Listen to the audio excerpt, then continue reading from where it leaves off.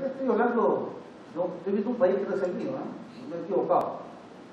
Hace tiempo que no veo que le están poniendo una pistola en el cuello a Deja de un señor Armando Creel. Estoy viendo que están violando chicas en Huaycán, que están matando gente en Caraballo, que las bandas se están cuchillando entre ellos en Puente Piedra, y hasta donde yo tengo entendido eso le llamamos todavía colos, ¿no? En algunos casos. Los que andamos en los colos, conocemos de verdad la realidad, no la estudiamos de los libros de Kotler, en verdad les digo, con todo respeto, esa gente ya no puede más, ¿no? Y esa gente precisamente es la primera que está viendo soluciones radicales a problemas de inseguridad. Porque si algo afecta a la inseguridad ciudadana, y ahora el diputado del Perú, no es precisamente pues a las chicas de la Católica que se van en auto a las 8 de la noche en sus casas en Miraflores. En el supuesto que toda la gente de la Católica viviera en Miraflores y no tuvieran auto, cosa que además tampoco es cierto. Si en realidad estoy pensando, por ejemplo, en las chicas de San Marcos, me ha tocado venir a dar conferencias acá hasta las 10 o 10 y media de la noche, y tienen que tomarse un ómnibus que la deje en Vía Salvador. En realidad no es un ómnibus, son los ómnibus. ¿Y saben por qué? Porque en este país, con este cuentazo del neoliberalismo, hemos dejado, por ejemplo, de hacer una red de metros apropiada hace 30 años, que lo hemos podido hacer con un modelo neoliberal, por ejemplo, de una asociación público-privada. Y hoy día, las chicas que tienen 20 años y estudian acá, podrían irse a su casa en 20 minutos, en un transporte seguro. Entonces, este es un poco para ir sacando, digamos, la política de ficción de la realidad, ¿no? Por otro lado, yo celebro que el profesor haya estudiado en San Marcos, pero dudo mucho que le haya tenido educación gratuita. Lo que pasa es que su educación no la pagó él, la pagó la gente, la pagamos todos los peruanos, ¿no? O sea, además en épocas en las cuales en las universidades no se podía pasar 10, 15 años, no había ningún tipo de problema porque en la universidad uno no lo podía sacar, y bueno, los demás que sí teníamos que pagar las cuotas, digamos, culturales de la Católica, teníamos que pagar impuestos también para subvencionar a los señores que se tomaban su tiempo, digamos, en la clase de la beca, ¿no? Entonces, eso es lo que pasa, o sea, no hay nada gratuito en el mundo, por favor. Y por favor, chicas, si alguien les ofrece algo gratis, no lo acepten porque eso es generalmente mayor, ¿no? Eso lo sabe cualquiera de ustedes. Entonces, por favor, hablemos las cosas como son, ¿no? Pero bueno, salto al vacío en el liberalismo bestial. Nosotros no podemos saltar al vacío. Me encanta que el profesor, que ha tenido la gentileza de aceptar este conversatorio, haya dicho que siempre ha habido inseguridad, porque también siempre ha habido pobres. Eso te lo decimos, ¿no? Siempre ha habido pobres. Pero siempre que escucho a un marxista, escucho decir, el neoliberalismo ha producido la pobreza. ¿Cómo no es que siempre ha habido pobres? No es. Entonces el problema no es que siempre ha habido pobres, o que alguno fue el malo y causó a los pobres, no. La pregunta es, ¿qué modelo hace que haya menos pobres? O que más gente salga de la pobreza. Si no me creen a mí, yo concuerdo con mi colega, busquen ustedes la información, prueben el caso del país más comunista del mundo, vayan a China. Busquen en Google y busquen simplemente qué hicieron cuando se fue el señor Mao Zedong, el monumento del Mao Zedong. Lo enterraron, lo siguen venerando, con mucho respeto, pero el señor Deng Xiaoping dijo, señores, a partir de ahora vamos a hacer otro tipo de política. No le llamó neoliberal ni nada, porque los asiáticos no pierden el tiempo como los latinoamericanos en ponerse piquetes. Ellos siguen siendo comunistas, pero albergan el capitalismo más salvaje de todo el planeta, ¿no? A ver, hagan un sindicato en China, ¿no? A ver, hagan una protesta por la depredación del ambiente al construir la presa de las Tres Gargantas, que está hecha para darle energía a toda la zona capitalista de China, que por cierto tiene en la costa, en su costa, 7 de los 10 principales puertos del mundo, o sea, comercian mucho más que nosotros, y seguramente no comercian con los libros de Marx en la mano, no comercian con yenes, con dólares, comercian en inglés, en francés, o sea, están metidos en una esfera capitalista para la cual la esfera latinoamericana es primitiva. O O sea, nuestro capitalismo es primitivo todavía. Esto que le llamamos economía de mercado, esto no es nada, pues. Esto es un intercambio, así, estamos aprendiendo todavía a los primeros intercambios, ¿no? El ABC del capitalismo. El verdadero capitalismo está en China. ¿Y qué está sucediendo en China? En China se ha convertido hoy en día en la primera fuente de millonarios del mundo, donde millones salen de la pobreza año tras año, y donde hoy en día, en las universidades norteamericanas, el prestigio de un profesor se mide, ¿saben en qué? No en la cantidad de papers que publican, sino en la cantidad de estudiantes chinos que meten a su cargo para preparar una tesis. Porque se pelean por los estudiantes chinos. O sea, si yo soy profesor allá y no tengo ni un chino, solo tengo 2 argentinos y un peruano, ¿qué prestigio? Pero tengo 2 chinos y un coreano del sur, el toque, ¿no? Me valorizo. No el norte, pues los coreanos del norte están en otra, pues están en el siglo XIX, ¿no? Otro ejemplo lo tienen con Corea. O sea, busquen Google, no vayan por favor, no nos estén remitiendo a Hayek, a Saint-Simon, a Marx, a Hegel, no tienen que entrar a la dialéctica de Hegel ni nada por eso. Vayan a Google y busquen lo que pasa en China. Busquen lo que pasa en China, qué ha pasado en China. Tasa de crecimiento 9.7% en los últimos 30 años, promedio. ¿Cómo se logra eso? ¿Cómo se logra eso? ¿Usted cree que los chinos van a perder el tiempo de sentarse en una mesa a discutir estas cosas? Están reuniéndose para crear tecnología. O sea, yo estoy hablando del mundo no como me gustaría que fuera. A mí me gustaría también que Perú campeonara todos los mundiales, o que fuera alguno, ¿no? Pero el mundo es como es. Y yo los invito a ustedes, como gente joven, a que no le crean a ningún profesor, ni siquiera, por supuesto, mucho menos a mí. Busquen la información, está en la internet. Y si ustedes buscan la información y ven lo que ha pasado en Venezuela, van a darse cuenta que no hay forma de compararlo, por ejemplo, con el desarrollo chileno o peruano, o colombiano, o mexicano. Uy, hablé del arco del Pacífico, se me salió, se me escapó. Era ese el Pacífico. Qué casualidad que los 4 países del arco del Pacífico tengan modelos, por supuesto, neoliberales absolutamente parachados, ¿no? Porque yo coincido que, claro, abundar en programas sociales no resuelve la pobreza, sino absolutamente clientelista, ¿no? Lo que tendríamos que hacer es generar programas asistencialistas a los que realmente lo necesitan y comenzar a generar incentivos para que la gente sea más productiva. Por ejemplo, cambiar todo nuestro sistema educativo. Por ejemplo, explorar alternativas como qué tal si la Universidad de San Marcos pudiera hacer un joint venture con la Universidad Católica de Chile, para que los estudiantes de San Marcos puedan tener una obra de titulación como ingenieros, como administradores de la San Marcos y como ingenieros comerciales de la Universidad de Chile, y que su título valiera. La Universidad de Chile, tercera en América Latina. Esas son las cosas que se hacen en beneficio de nosotros, de la gente común. Y es ahí donde se ven las eficacias de las economías. Yo coincido en que esta es una economía absolutamente fachada. Yo creo que es un Ferrari con la llanta fachada. El día que nosotros lo decidamos a meterle fuerza a este modelo, nosotros vamos a poder ser lo que podemos ser. Pero por supuesto, será para otra ocasión para comentárselo con ustedes, porque ya tengo el tiempo. Gracias.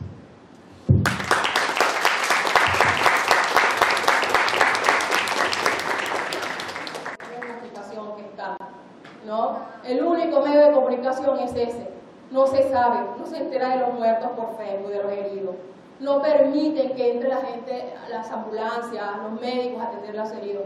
Entonces, así como decía uno de los panelistas, ¿no? Que averigüen por Google, no solamente averigüen, métanse, vean los videos, vean la brutalidad, ¿no? Con que atacan a los estudiantes. Ustedes la mayoría son estudiantes. Yo les invito, yo también fui, y les digo, yo también fui de izquierda.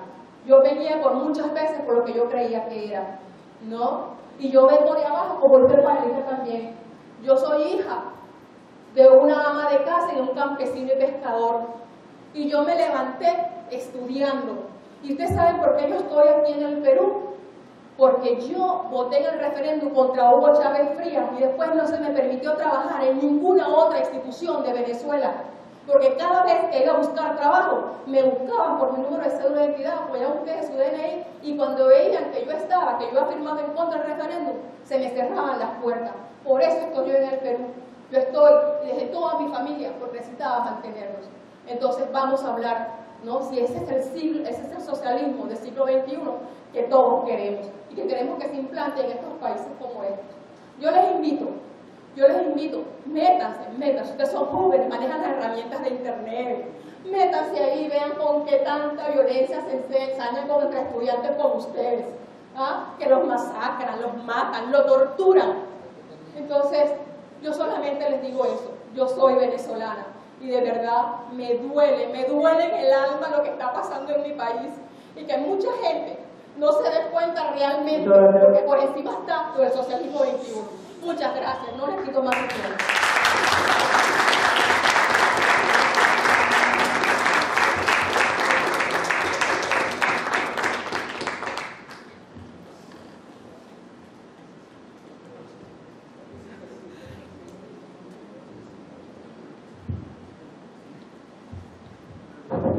Buenas, quería hacer la siguiente pregunta. Uno, el hecho es que, ¿por qué las protestas se están concentrando, por ejemplo, en el municipio de Chacao, que es lo que podríamos decir la zona más opulenta y de Caracas, ¿no? Algo así como Miraflores, San Isidro, y Táchira, que es una zona justamente la zona donde se desarrolla bastante contrabando en la zona entre Venezuela y Colombia, ¿no? O sea, justamente, y no lo dicen los medios pro Chávez o Maduro, sino lo dicen medios en general, ¿no? Son básicamente en esas zonas donde se concentran los protestos actualmente.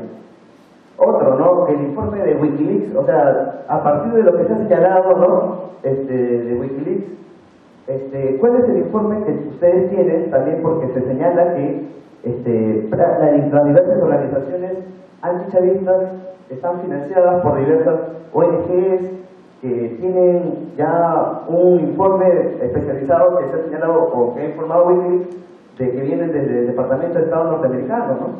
Entonces, una es esa, ¿no? Otro es el hecho de que, ¿cómo es que las universidades, en el caso de Venezuela, a comparación de las peruanas, ¿no? Durante mucho tiempo fueron instituciones básicamente de élite, ¿no? O sea, y esa es una circunstancia que habría que resolver, ¿no? O sea, porque durante muchísimos años, tanto universidades solamente se convirtieron en instancias para el élite, ¿no? Entonces, ahora cómo ha cambiado la educación. Y por último, ¿no? Habría que aclarar la situación, también la circunstancia de las muertes, ¿no? De tantos han señalado. Por ejemplo, hace poco, las últimas muertes que han habido, de las 5, han sido principalmente de quienes, de gente que ha intentado sacar las barricadas que hay en diversos lugares y han muerto con disparos de francotiradores, y esos disparos de francotiradores han provenido del lado de la oposición. Entonces, habría que, creo que, manejar un poco o cotejar las informaciones últimas que han habido, ¿no? Gracias.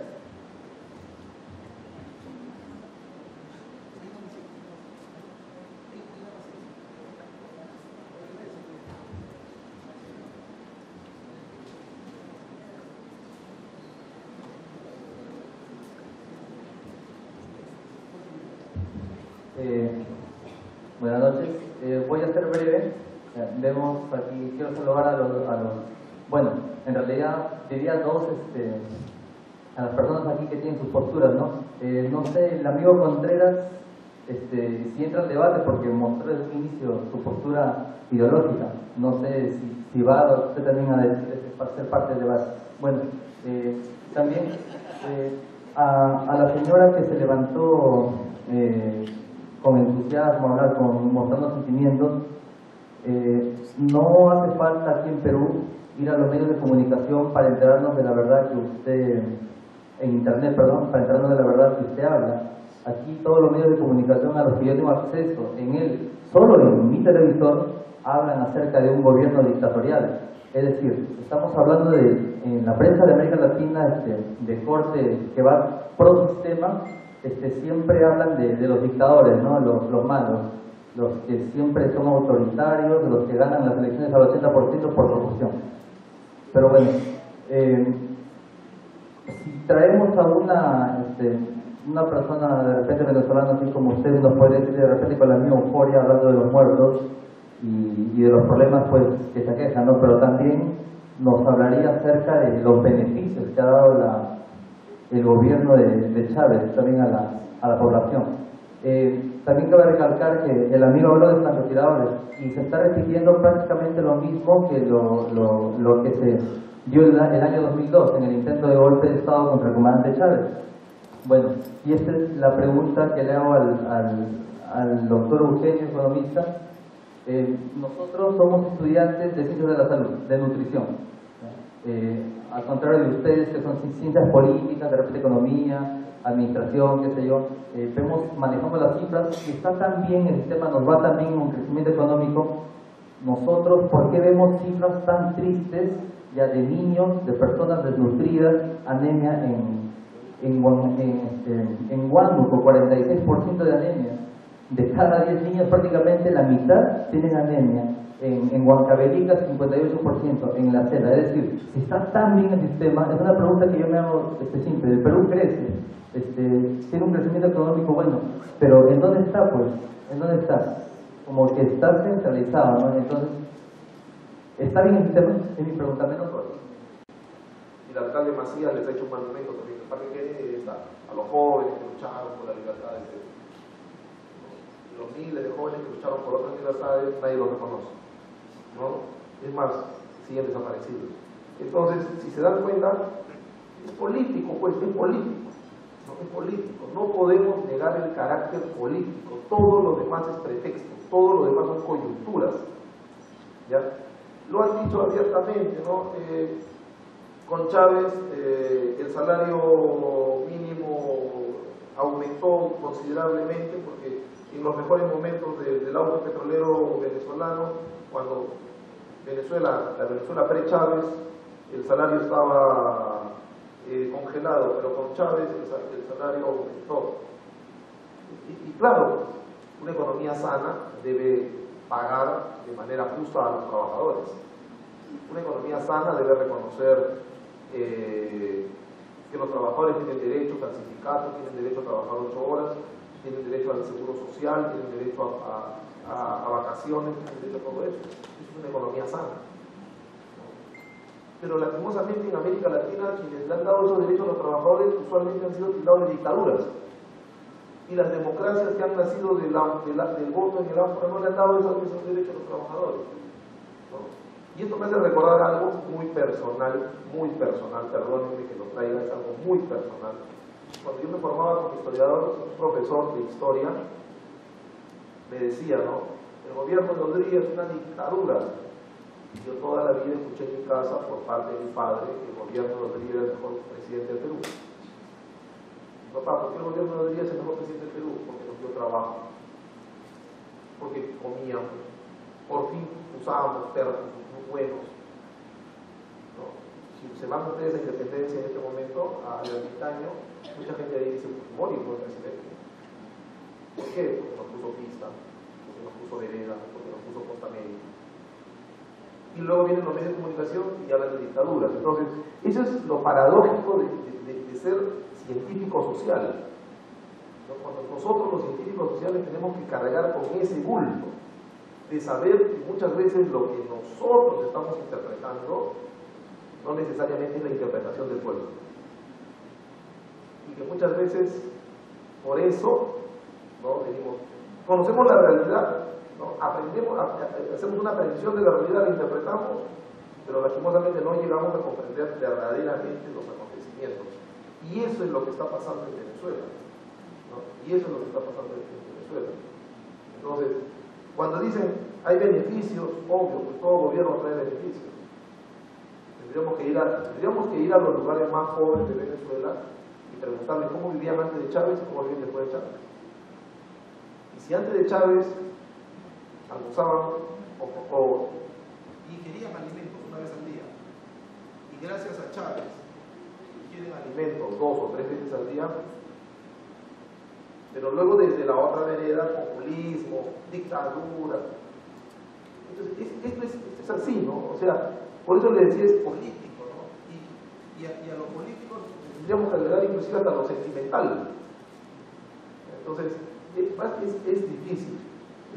Para terminar, ya que somos cortos el tiempo, perdónenme, el socialismo del siglo XXI. El socialismo es un sistema que se está construyendo poco a poco. El capitalismo nace allá por el siglo XII o siglo XIII,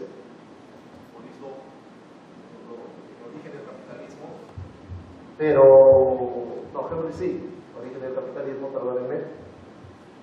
Y el capitalismo ha tardado cerca de 700, 800 años para madurar y llegar a desarrollarse como se desarrolla en la actualidad. Las ideas socialistas no tienen 200 años. El primer experimento socialista, 1917, no duró mucho tiempo. Para ser un país socialista no hay una fórmula mágica. Nosotros en el Perú les dije tenemos la obra de José Carlos Mariátegui. Mariátegui lo dijo bien claro, ¿no? El socialismo en el Perú debe ser sin cálculo ni copia. Muchos bolcheviques se molestaron con él. No, el socialismo en el Perú tiene que ser copia de la Unión Soviética. Mariátegui dijo no, el Perú tiene una realidad distinta. El socialismo del siglo XXI venezolano tiene sus tropiezos, tiene sus fracasos. Lo que propongan el socialismo del siglo XXI en Venezuela, verán cómo lo solucionan. Y tendrán que enfrentarse a los que están en contra de ese sistema. Lucha política otra vez, ¿no? En Cuba el socialismo está por otro lado. Y ahí lo dejo para poder dar pase a la respuesta del doctor Medina. Gracias.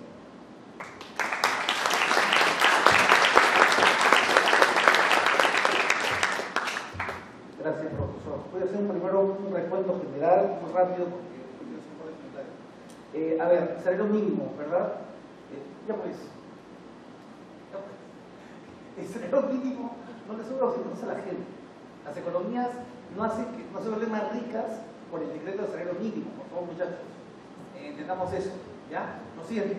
Mala noticia. La economía no nos hace más ricos porque subamos el salario. Lo único que va a hacer es que más gente se va a hacer en informalidad. Eso ha sido una discusión hace pocos días, ¿de acuerdo? Así que no es un indicador real del nivel de vida de la gente. El indicador real es a cuántos acceso a qué productos tienes para satisfacer necesidades. ¿De acuerdo? Más realista me resulta lo que acaba de decir el profesor, de que antes había pobres que tenían menos y ahora tienen un poco más. Sí, seguramente que sí, por las misiones. Eso es claro. Y yo, por si acaso, no estoy negando el enorme apoyo que tiene Chávez. Y te voy a decir algo más. Yo discrepo con todo lo que dicen que Maduro tiene los días contados. Yo creo que el chavismo está para muchísimo tiempo, ¿no? ¿Por qué? Porque su fuente de mantenimiento es el petróleo que todavía tiene. Y mientras haya gente que esté dispuesta a seguir viviendo con las dádivas del gobierno y las misiones, para su trabajar 1 o 0 horas al día, todo bien. ¿Cierto? Hay algunos pobres, como acaba de decir, no voy a repetir a mi madre, nuestra amiga venezolana, con todo cariño, hay algunos pobres que se suman también. Hay muchos pobres que se suman, porque en Venezuela no todos los pobres, pues, quieren vivir de dádivas. Hay pobres que también, como en el caso del Perú, quieren vivir de su trabajo y de su esfuerzo. O sea, quieren dejar de ser pobres. No quieren ser pobres que sobrevivan, quieren dejar de ser pobres. Y no hay ningún caso en el mundo, de nuevo, la evidencia empírica, en la cual la gente sale de la pobreza porque es mantenida por el gobierno. No, los ricos que estaban en la Unión Soviética fueron ricos porque pertenecían al Politburó. Si yo en Cuba soy amigo de la revolución, puedo a mis hijos tenerlos en un gran colegio en Cuba y tomarme un trago todos los viernes en el Hotel Nacional sin ningún tipo de problema, o en el Habana Hilton, etc. En el Habana Hilton, en la Habana Libre, ¿de acuerdo? Porque pertenezco al cogollo del gobierno. O sea, claro que hay gente que vive así, pero hay gente que quiere vivir de su trabajo, no quiere deberle favores a ninguna persona en el gobierno, ¿de acuerdo? Y hay mucha gente pobre que no se protesta. Yo creo que no protesta. Lo cual no quiere decir que sean malas personas los que no protestan. Ojo, no es un tema de bueno contra malo. Y es más, ahí voy a decir algo. No todos los que protestan contra Maduro, o contra Cuba, o contra Fidel o los Castro en Cuba, son liberales. Probablemente sea una minoría. La mayoría también son de izquierda, ¿no?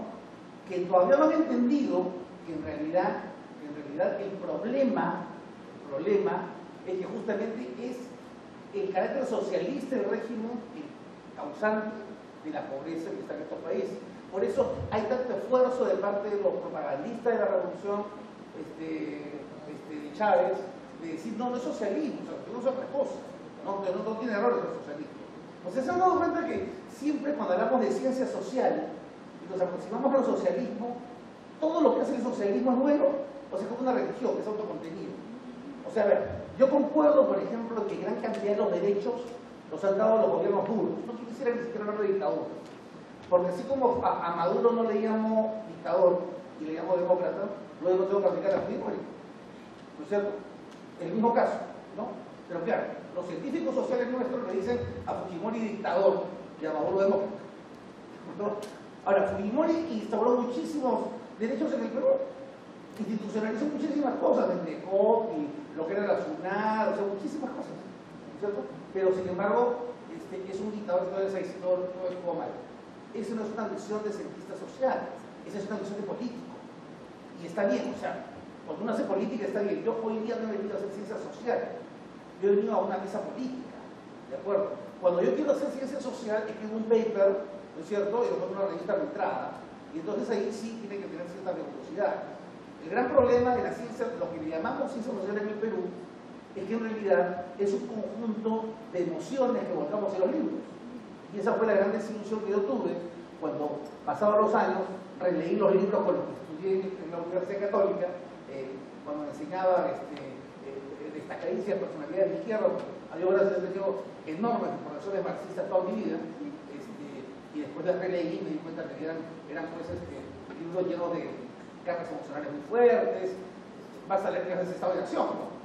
No sé qué es estado de acción, es muy emocional, muy bonito libro, ¿no? Pero no sé si es ciencia social, ¿de acuerdo? Sí, pero si hay gente que está viviendo ya mejor que antes, seguramente que sí, en Venezuela.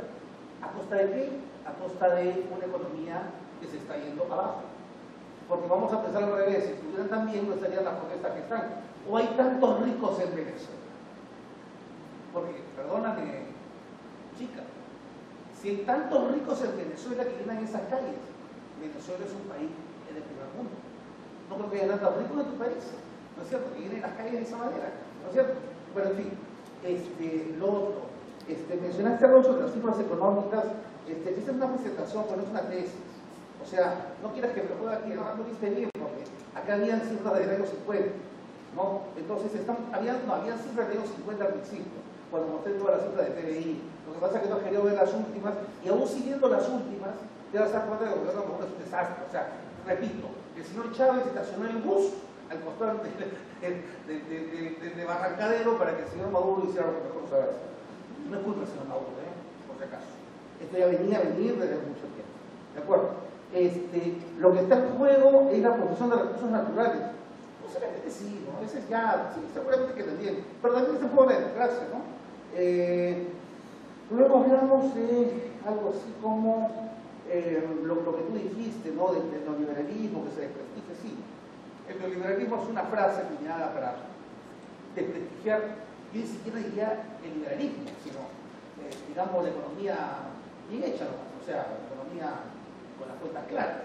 O sea, yo no sé si los papás de alguno de ustedes es más neoliberal, porque un día les dice, chicos, tuve un aumento, tengo ahorita 5.000 soles en la billetera y no lo vamos a gastar el fin de semana en comprar en una gran comilona porque vamos a ahorrar para pagar la educación de la última niña de la casa. Si eso le llaman ustedes neoliberal, bueno, no sé, yo lo llamo economía sana. Alguien por ahí dijo algo muy interesante, lo dijo directamente. Dijo, ¿por qué si el modelo es tan bueno todavía hay gente que muere? Hombre, porque siempre hay gente que es malo, ¿no es cierto? Porque nosotros venimos de años, de siglos de postración. Nosotros tenemos que encontrar la causa de la pobreza en tremendas condiciones, incluso geográficas, que tenemos en el Perú. Lo que nosotros tenemos que pensar seriamente, yo te digo, es ver qué cosa podemos hacer aquí en adelante para resolver esta situación. Y entonces ahí viene el tema. O sea, si tú quieres hacer un gobierno a base de elecciones, es tu derecho, y de hecho el presidente actual postuló con un plan muy similar a eso, ¿no es cierto? Pero si tú lo quieres hacer de otra manera, lo haces con el modelo actual. Y esto me lleva a responder también otra pregunta: ¿por qué no se avanza con el modelo? Respuesta: porque el modelo actual está mal implementado. Porque nadie dijo que después de corregir los desequilibrios de los 90 había que seguir haciendo lo que se estaba haciendo hasta ahora, casi en piloto automático. Lo que se tenía que hacer era reformar, lo que llaman reforma de segunda generación, reformar el Estado, reformar el sistema educativo de una manera radical. Radical me refiero a volver a hacer todo, ¿no? ¿Entiendes? Y lo hacen no solamente, como ahora lo quieren hacer solo por la ley universitaria, no, lo hacen en la escuela. ¿Entiendes? ¿No? pensar, por ejemplo, cosas creativas. ¿Por qué tenemos que pasar 3 años en la escuela? De repente podemos pasar 7 nomás, ¿no? ¿Por qué no? Hay chicos de 15 años que sacan, a veces, o 13 años que sacan el primer puesto en el examen de San Marcos. O sea, tenemos que ser creativos, no seguir la línea de los demás. No hemos hecho eso y seguimos siendo, o sea, tenemos a los ministros de Economía que repiten la cantaleta de la tasa de crecimiento y nuestra población sigue siendo inculta y sigue siendo incapaz de hacerse del desarrollo. ¿Quieres una reforma radical? Yo te doy una impopular. Trázate la meta que en 5 años toda la gente que vive en la Sierra del Perú habla inglés. Aunque no haya quechua, que hable inglés. Uy, qué horror, ¿no? Lo acabo de decir. No tiene que hablar quechua. No nos útil que hable inglés. Y que se inserten al mundo y que entren a una página web y puedan pasarnos una meta. ¿Por qué siempre los limeños queremos que la gente del Ande se quede allá porque nos gusta comer la rica papa de la huancaína, ¿no? Barata, rica, ¿no es cierto? O nos gusta ir de viaje al Cusco y tomarles una foto con la indiecita que está ahí con la gallita al costado, ¿no es cierto? No, pero hacemos unas metas radicales. Que en 5 años esa población de niños sepa hablar mínimamente inglés. Eso sí es una reforma radical. ¿Alguien está dispuesto a hacerlo? Difícil. Porque chocaríamos muchísimo. Por ejemplo, chocaríamos con el tema de que tenemos que tener otros profesores, ¿no? ¿Por qué, por ejemplo, en las universidades como esta, que es la segunda del Perú y la decana de América, no se arman currículas con la tercera parte con cursos en inglés como obligación? ¿Por qué no se hace eso? Le estoy dando cosas concretas, ¿eh? Para insertarse justo en el camino del desarrollo. Bueno, ahí va uno. Y finalizo con algo que me ha parecido lo mejor de la noche. Ya profesor decía algo que lo he agendado, ¿eh? Muchas veces lo que nosotros interpretamos como científicos sociales no es lo que interpreta el pueblo. Y a continuación dice, no interpretamos lo que sucede. Esta es la confesión. Eso es un acto de honestidad intelectual. Yo concuerdo con eso. Los científicos sociales estamos acostumbrados a pretender que la realidad se adecue a lo que nosotros creemos que tiene que ser. Porque queremos satisfacer al señor Marx, o al señor Mises, o al señor Friedman, o al señor Pirimpín. ¿No es cierto? No somos capaces de obtener la humildad intelectual de descender al nivel de lo que la gente realmente siente. ¿Sí? Y entonces hay que preguntarnos. Por eso fui respetuoso y les dije, fue lo primero que les dije, Maduro para mí es un demócrata. Lo primero que les dije. Y voy a terminar diciéndoles otras cosas que de repente no les va a gustar. Fujimori también. También es un demócrata. Porque si acepta Maduro como demócrata, tengo que aceptar a Fujimori como demócrata. ¿Sí? Entonces, eso es consistencia, porque el pueblo lo siente así. Y si para mí, porque yo soy una persona demasiado arriba, no es importante que me pongan una pista, para el que no tiene una pista en la puerta de su casa sí es importante. Para el que no tiene una avenida en su asentamiento humano sí es importante. Es importante ver a su nieto pasándose con la bicicleta en cemento, porque vio a su hijo pasar con el esqueo en tierra. Para esa gente es importante. Para esa gente es importante el agua potable. Para esa gente es importante la luz y no tener una vela. No seamos arrogantes desde la academia. Bajemos a interpretar lo que dice el pueblo y hagamos ciencia con lo que realmente es la realidad. Quiero agradecerles a todos, al profesor, a todos ustedes, esta maravillosa noche que hemos compartido, que no sea la última, y un aplauso para todos.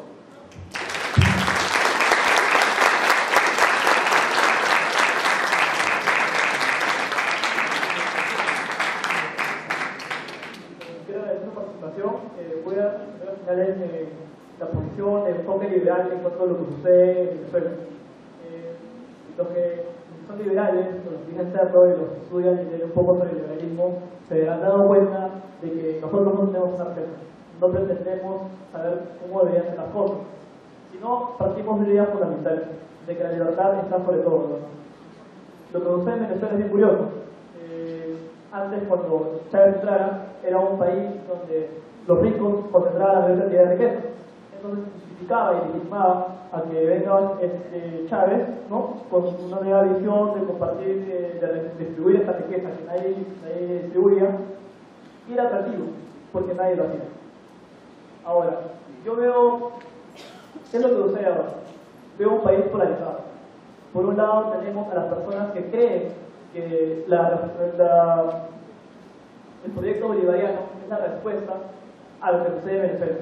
Y hay personas que se han dado cuenta de que esto va, de que no es sostenible, de que producto de inflación, de producto de escasez de varios productos básicos,